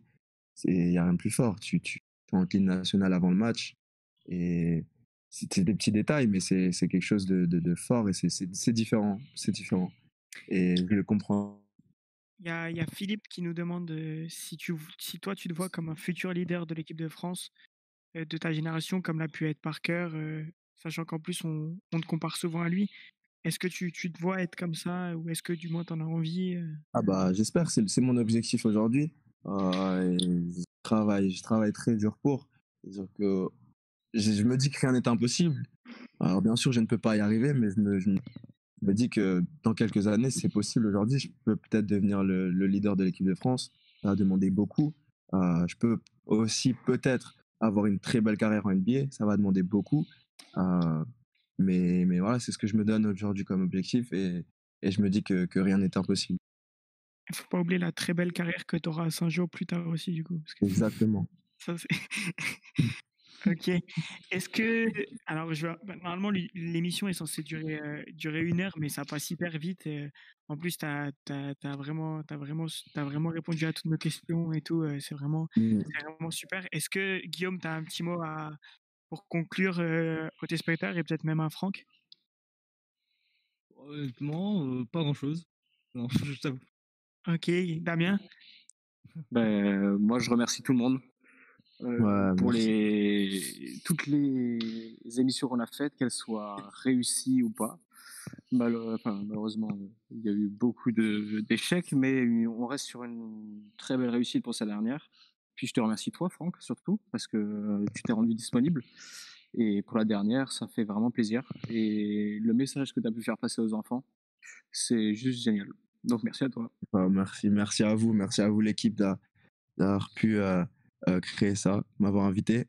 Merci à tous ceux qui étaient présents sur le live et la Saint-Jean Family, la famille à Strasbourg, tous ceux qui écoutent à fond après le confinement. C'est parti, on va chercher tout ce qui est possible, quoi. Et merci à tous et j'espère que tout le monde va bien. Morgane? Ouais, moi, je veux aussi remercier la fanbase qu'on a depuis le début, hein, parce qu'on a craché dans tous les sens, on n'avait pas enfin, Franck, tu as lâché dans l'émission qui a marché à 100 toutes les autres, on a réussi à avoir un couac technique à chaque fois, mais il y avait toujours un nombre fixe de gens pour nous écouter et ça fait plaisir. Et ouais, merci pour ce que tu as partagé ce soir, parce que pour une dernière émission, je pense que c'est juste ce qu'il nous fallait. Merci à vous. Moi, je voulais juste déjà commencer par te remercier toi, Franck, hein, aussi. Merci de nous avoir partagé toutes ces anecdotes assez incroyables, d'avoir pu donner ton ressenti, nous faire vivre un peu ton expérience à travers cette radio. Et merci d'être ce que t'es pour tous nos jeunes, parce qu'aujourd'hui, il n'y a pas un jeune qui signe à Saint-Jean ou qui est à Saint-Jean qui essaye pas de s'identifier à toi, à ce que t'es, à ce que tu fais. Donc, vraiment, merci de faire tout ce que tu fais pour nos jeunes. Moi, je voulais remercier Pierre, notre président, qui a quand même pu nous permettre ça. Voilà, on lui a demandé beaucoup de choses, quelques investissements. Donc voilà, je remercie quand même Pierre, notre président. Je voulais remercier Damien qui malgré tous les bugs, tous les crashs, depuis les premières émissions, a quand même fait un gros taf sur tout ce qui est gérer le live, etc. Je voulais remercier Guillaume qui a fait un taf incroyable. Si aujourd'hui vous pouvez être sur le chat et parler à Franck, c'est grâce à lui. Voilà, il a fait un taf incroyable. Merci à Morgane d'avoir préparé les émissions ensemble, d'avoir présenté toutes les émissions ensemble, d'avoir géré les émissions ensemble. Je voulais remercier aussi Selim, je ne sais pas si nos équipes, Selim Bouzben, qui nous a donné beaucoup de tuyaux. Il fait de la radio et il nous a donné pas mal de tuyaux pour nous aider. Je voulais aussi remercier tous les coachs parce que toutes les émissions, il faut savoir que les coachs étaient en privé pour nous dire il y a ça qui ne va pas, attention, on entend trop de micro, attention, il y a trop de bruit. Donc voilà, Flo, Clara, tout ça, Nadine, Abdel, John, franchement, merci. Ouais, vraiment, merci à tous. Merci à tous nos invités qui sont passés. Dernier petit remerciement, je vais juste enlever mon oreillette, comme ça je ne m'entends pas parler. Remerciement à toi aussi, parce que mine de rien, tu as quand même eu l'idée de cette émission. Et après, on l'a mis sur pied, certes, tous ensemble, mais l'idée était belle et surtout remplie d'ambition. Et un jour, ça remarchera peut-être. Je souhaite encore en faire avec toi pour plusieurs petites fois de temps en temps. Mais en tout cas, merci, et merci d'avoir tenu la baraque à la présentation. Donc voilà, parce que tu remercies tout le monde, mais on te remercie aussi toi. Et surtout, comme l'a dit, voilà. merci, et surtout Pierre comme l'a dit Lilian président. Je suis d'accord. Et surtout, comme l'a dit Morgane, cette émission, on ne l'aurait pas continuée si vous n'étiez pas là tous les mercredis. Malgré toutes les galères, on a encore eu du monde avec Clara, avec Flo. Donc vraiment, merci à vous. Moi, j'en suis sûr qu'on refera quelques petites émissions parce qu'en vrai, on kiffe de ouf. Et voilà, donc en tout cas, merci. Et surtout, encore une fois, Franck, merci d'avoir terminé ces épisodes avec toi. C'était incroyable pour les enfants, pour les gens de Saint-Jo et même pour nous, c'était incroyable. Donc vraiment, un grand merci à toi pour cette dernière. En tout cas, nous, si on peut vous dire un truc, c'est qu'on est à fond sur l'organisation de la suite, que ce soit pour la reprise, que ce soit cette saison, la saison d'après, le camp, on ne s'arrête pas de bosser. Dès qu'on peut reprendre, on reprendra. Et en tout cas, continuez à faire attention parce que c'est pas encore fini tout ça. Et faites attention à vous vraiment. Prenez soin de vous, prenez soin de tout le monde et j'espère qu'on se revoit vite. À bientôt tout le monde et merci encore. Ciao tout le monde. Salut tout le monde. Ciao.